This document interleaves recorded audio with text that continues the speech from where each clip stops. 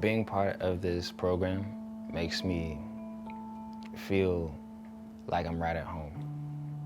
It has motivated me to get up every day, be able to know that I'm about to go out here and help people. I don't think there's a day that goes by that we don't have amazing moments that happen.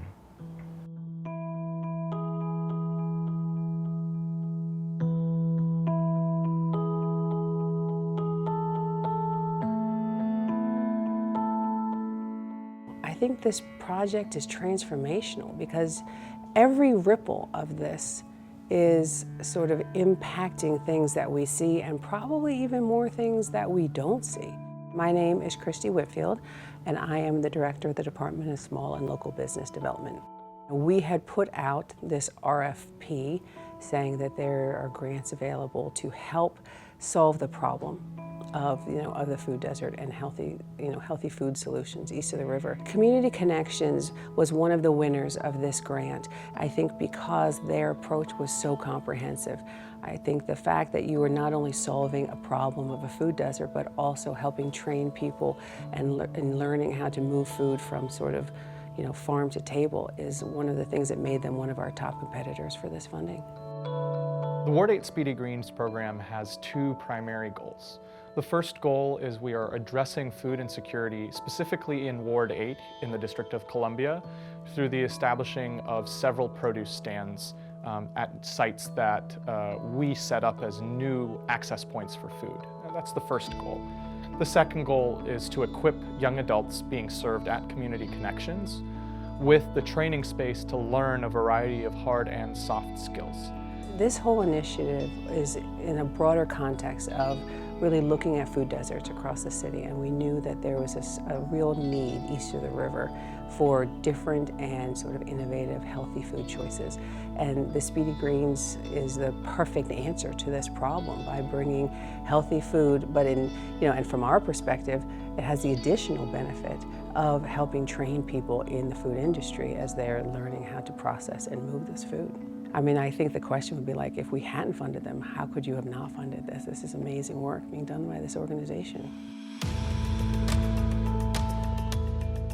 My name is Mateo Lieb. I'm a program coordinator here with our Transition Age Youth Department at Community Connections. Transition Age Youth, the way we use it in our team, refers to 16 to 25-year-olds. We believe that this is a population that is transitioning from childhood to adulthood and has a special set of needs. It's a group of people that have specific goals. It's a group of people who can be very troubled, but who are still hopeful. I'm Dr. Maxine Harris.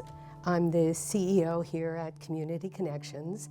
Community Connections really was founded for the sole purpose of helping people to leave the hospital and integrate into the community. What we started to see was a whole new group of people who needed supportive services. And by and large, that was mothers and children. We grew a families program. When you have children in a program, they grow up and they start being 16 and 17 years old. If people are given opportunities when they are younger and learn new skills and learn to manage some of their behavioral and emotional problems, they never turn into those middle-aged people who have to spend a good part of their adult life in hospitals, in prisons, in homeless shelters. My name is Khalil Dewberry Dockery. I'm 22 and I live in Southeast DC. I was living on my own at the age of 17. I was constantly kicked out during my teenage years out of the house I lived in. I used to end up getting caught up with high school gimmicks, high school pranks, a lot of high school dares.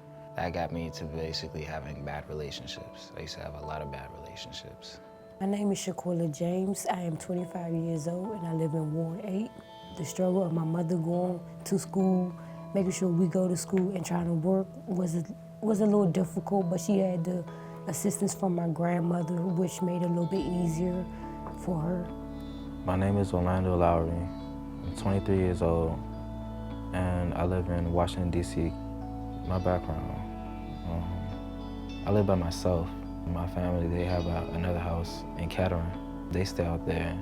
I don't get to talk to them too much, but the environment I stay in, it's not an environment that I'm trying to stay around. I think what job opportunities like Speedy Greens does is it gives people a chance to see beyond where they are right now, to see a future that's going to look different. What I find most rewarding about working with transition age youth is the fact that these young adults are full of hope, have really big dreams. My dreams are to be home and live with my family and be comfortable. I went to school for personal training, so that's a part of my commitment that I made to myself to eat more healthy. So when they gave me the opportunity, I took it. I love hip hop. I wrote beats, I made instrumentals, I engineered countless videos and sessions.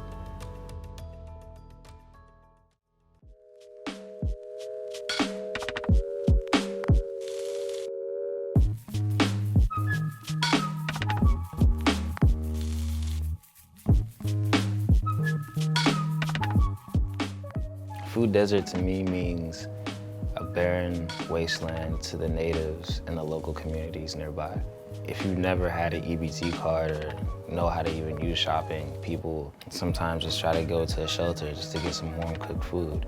The problem of food deserts in huge swaths of the city is something that young people can see.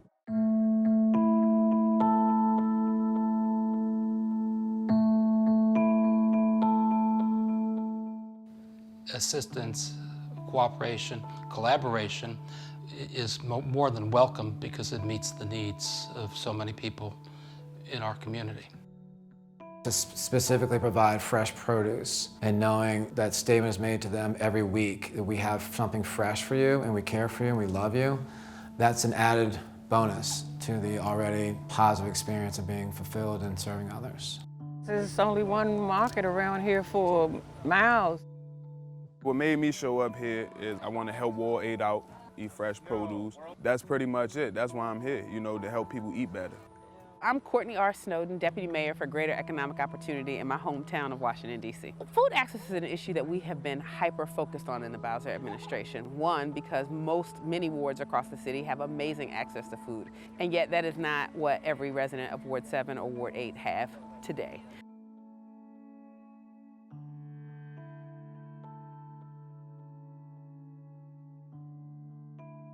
DBH and Community Connections are great partners. I'm Leslie Ann Byam. I am from the Department of Behavioral Health, and I'm the project director with the Now's the Time Healthy Transitions Grant, also known as Our Time in the district. Our Time is the entrance into services. We reach out to young adults who might not have otherwise connected to services.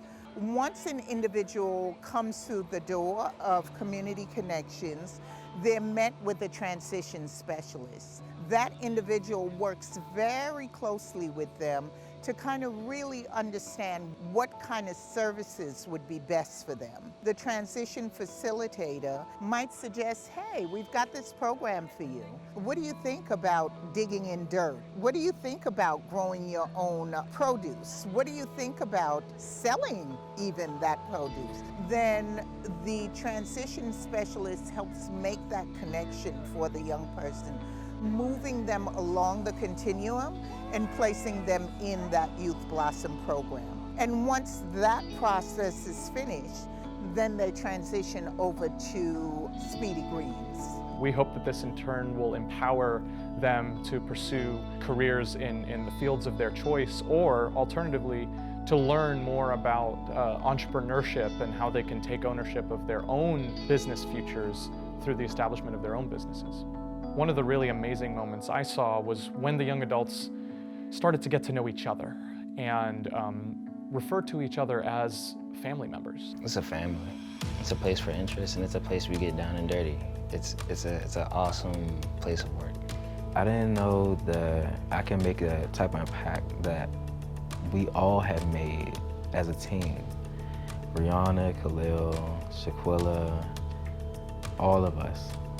I feel like we developed a family. I am grateful for you all because this is going to open doors for people to learn how to eat more healthier. I definitely appreciate it. I really do need it. It's nice to have the market here. You know, it's well needed. We appreciate you all coming out and taking your time to service our community.